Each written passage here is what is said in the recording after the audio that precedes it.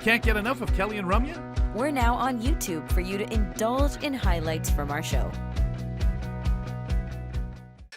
It's time for our monthly Science Center feature on the program where we virtually visit museums and science centers across this beautiful country of ours. Today, we're headed to Manitoba to learn all about the Science Gallery at the Manitoba Museum.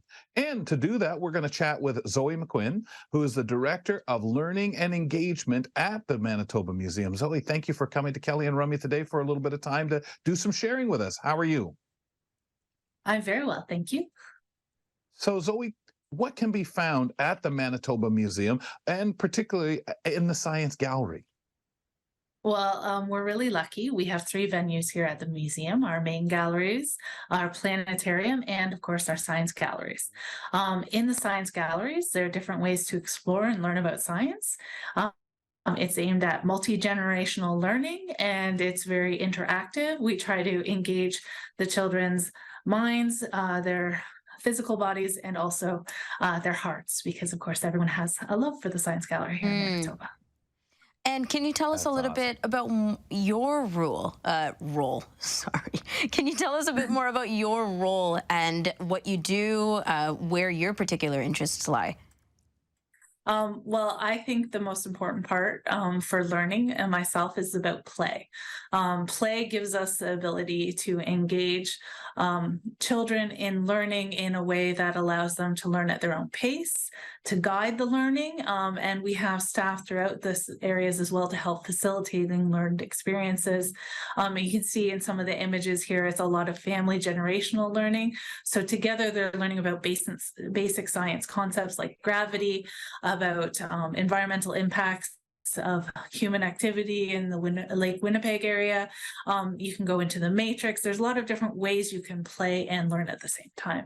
And those kind of memorable experiences really reinforced children's passion for engaging in science.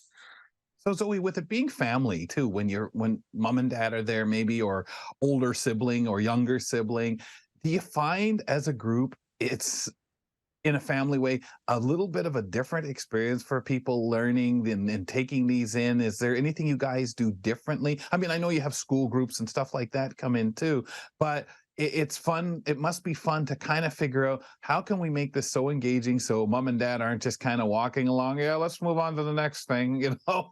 How do you guys do that when you're thinking of putting an installation together?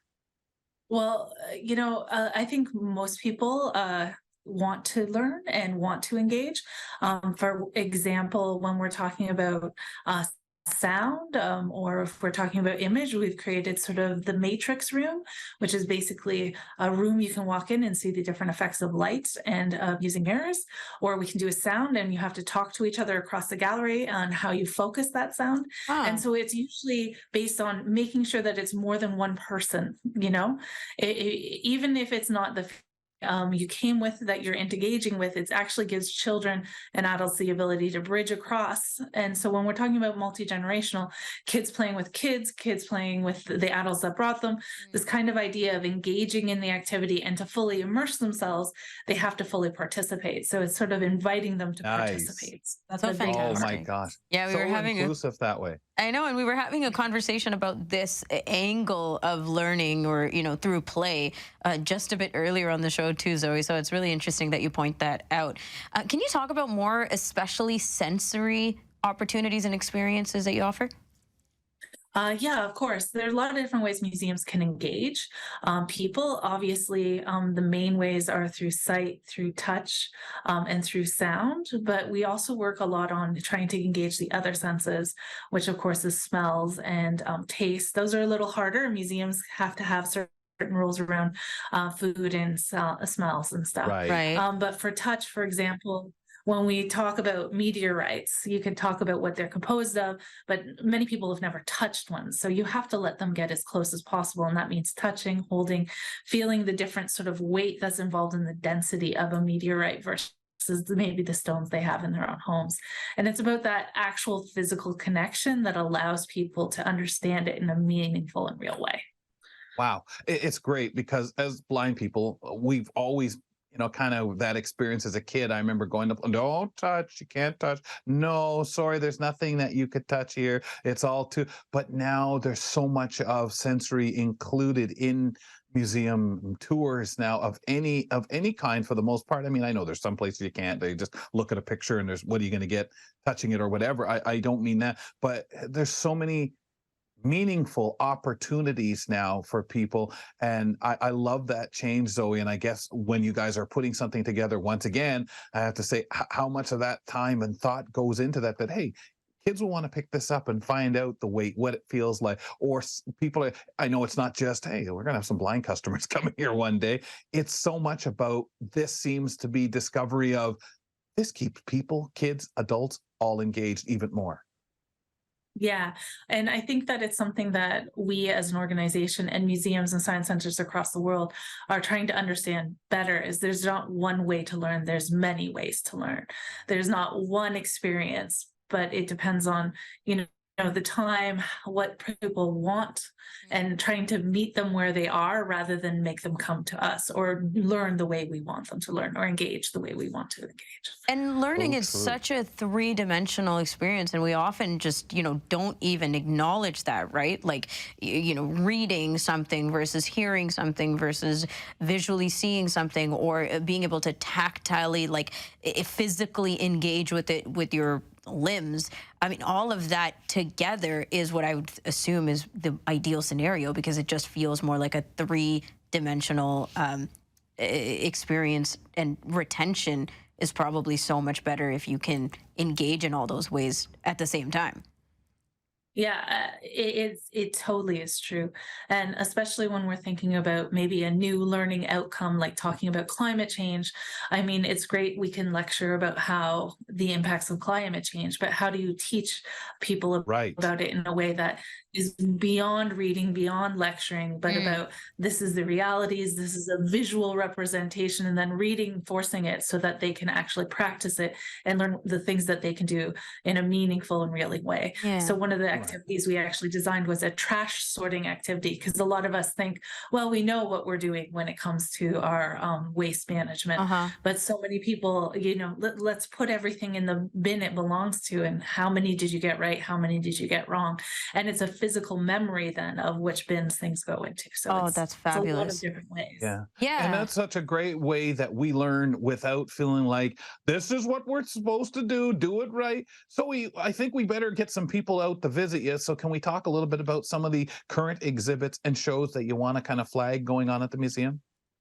Oh, well, we're busy every day. We're open 6 days a week. We're closed on Mondays. We're open from 10 to 4, and everyone is always welcome. Our website is updated every day with some of the planetarium shows that we offer. We usually offer 2 to 5 different planetarium shows. So offerings, are daily, checking them out. But also our main galleries are open for everyone. And we also have a couple special exhibits on right now to celebrate some of the things that are important to us, including Made with Love, If These Walls Could Talk, and of course, our new Mennonite clocks exhibit, which is beautiful. And we hope everybody can come and explore. Tell us more always about something that. going on. And tell us more about all three if you don't mind. Yeah. Like just before you move on, that's really cool. Just touch on them. I'm really curious what the wall's talking.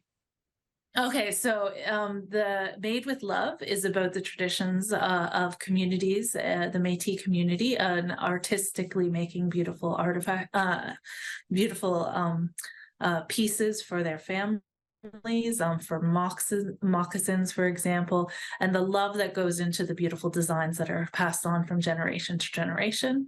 Our other exhibit, If These Walls Could Talk, is a partnership we made with the Rainbow Resource Center, and it's for us supporting the 2S LGBTQ plus communities, and talking about the history of activism and the Rainbow Resource Center here in Winnipeg. So it's a really amazing exhibit. And then our finally just opened is the Mennonite Clocks exhibit. And it's about the traditions of the Mennonite community moving from what would be considered a Russian Ukraine area to Canada over the last century and a half, and sort of what you bring with you, why you bring those pieces with you, and sort of the story that one piece that is so important in that home can tell beyond just it's a pretty piece, but the history of how it got here, the reasons why it was important to the people who brought it with them, and sort of the story of the family themselves. So it's really wonderful exhibits. Wow. And timely, so timely. It's really coming across as such intentional movements, intentional storytelling, and perspectives that are being brought forth directly from these communities. And so appreciate you telling us that, Zoe.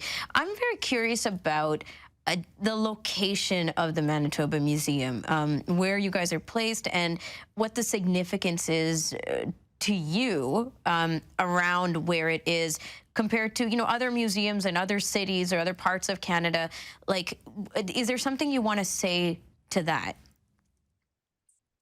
Well, we're really lucky. We're downtown in Winnipeg.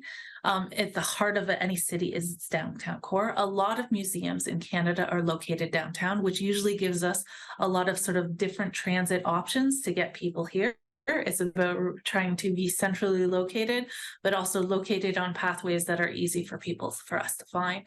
Like many downtown areas, there's ups and downs in sort of as part of COVID and sort of, the forced stay home and people returning to the space.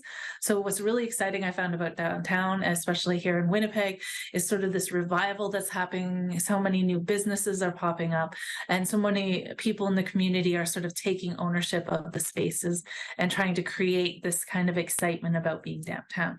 So you can get downtown easily, and also we're here to welcome you because there's a huge, vibrant community downtown. Awesome. Zoe, very quickly, did you have something else you wanted to tell us that we maybe we got so excited about the other stuff that's on right now? Yeah, I really wanted to tell access is everything here at the museum, and we're working really hard, and we're always open to feedback and any supports that the community wants to give us on those kind of topics. But for coming and visiting, if there are any accessibility issues, especially around finance, every first Friday of every month, we are open from 4 until 9, and it's free access, so everyone is welcome. All of our galleries, including the Science Gallery, are open for exploration. And we hope that if you can come anytime, come. But if you need to come on Fridays for our first Fridays once a month at the beginning of the month, we hope we see you here.